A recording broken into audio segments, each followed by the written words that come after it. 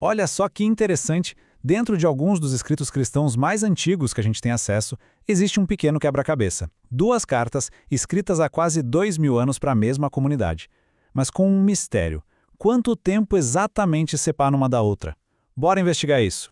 A grande pergunta que vai guiar a gente é essa: quanto tempo se passou entre a primeira e a segunda carta que o apóstolo Paulo enviou para a igreja em Tessalônica? E acredite, a resposta diz muito sobre como funcionava uma comunidade antiga num momento super delicado da sua história. Para a gente encontrar essa resposta, vamos ter que agir como detetives, juntar as pistas, analisar o contexto, olhar as evidências que estão dentro das próprias cartas, enfim, seguir o rastro dos autores. O nosso caminho para resolver esse mistério vai ser este aqui. Primeiro, vamos entender por que essas cartas são tão importantes. Depois, a gente vai rastrear as pistas no mapa e no tempo, analisar o motivo por trás de cada uma delas e, no final, chegar a um veredito sobre esse intervalo de tempo. Tá, mas por que essa pergunta sobre o tempo é tão importante assim? Bom, é que a gente está falando de documentos escritos lá pelo ano 50 depois de Cristo. São das correspondências mais antigas de Paulo que sobreviveram, uma janela única para o início de tudo. E o mais incrível é que não são textos teóricos, sabe? Foram escritas para gente de verdade, de carne e osso, numa cidade que, aliás, existe até hoje, Salônica, lá na Grécia. Eram pessoas que estavam lidando com perseguição, com incertezas, e essas cartas eram o seu ponto de apoio. Beleza, vamos agora para a segunda parte da nossa investigação.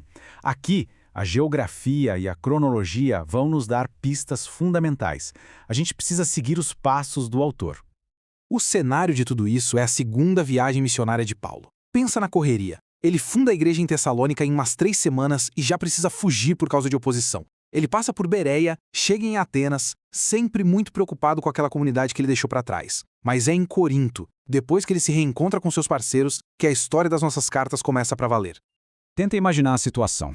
Uma comunidade que acabou de nascer, cujo líder teve que sair às pressas e agora está enfrentando perseguição e um monte de dúvidas.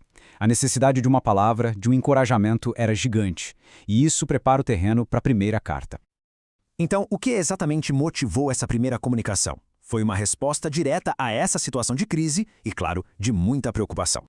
E aqui a logística da coisa é sensacional. O Paulo, super preocupado lá em Atenas, envia o Timóteo de volta para Tessalônica. Um tempo depois, Timóteo reencontra Paulo, que agora está em Corinto, e traz notícias muito boas sobre a comunidade. O alívio do Paulo foi tão grande que ele sentou e escreveu a primeira carta na hora para expressar sua alegria e já tirar umas dúvidas que eles tinham. Ok, se a primeira carta foi uma resposta a boas notícias, por que mandar outra logo em seguida? É aqui que o nosso mistério fica ainda mais interessante.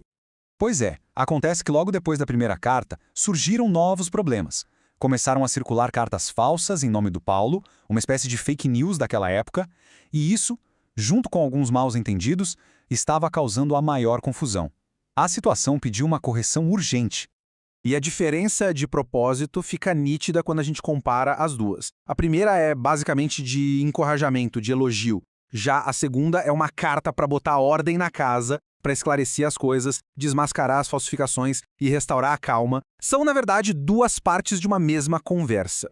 Com todas as pistas na mesa, acho que a gente já está pronto para montar esse quebra-cabeça e dar o nosso veredito final sobre o tempo que separa as duas cartas. As provas decisivas se encaixam perfeitamente. Vamos lá. As duas cartas foram enviadas de Corinto.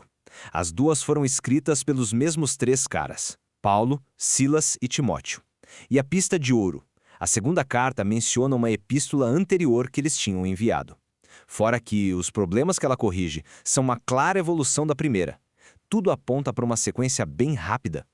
A evidência é tão forte que a conclusão se torna muito clara. A segunda carta foi escrita bem pouco tempo depois da primeira. Não há nenhum sinal de um longo intervalo entre elas.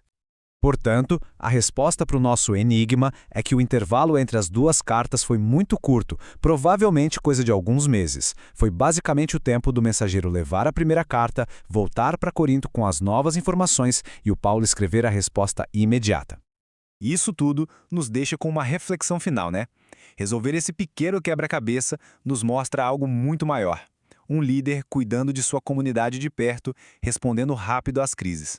E aí fica a pergunta: como será que essa comunicação tão ágil e atenta ajudou a moldar a força e a identidade desse grupo nos seus dias mais vulneráveis?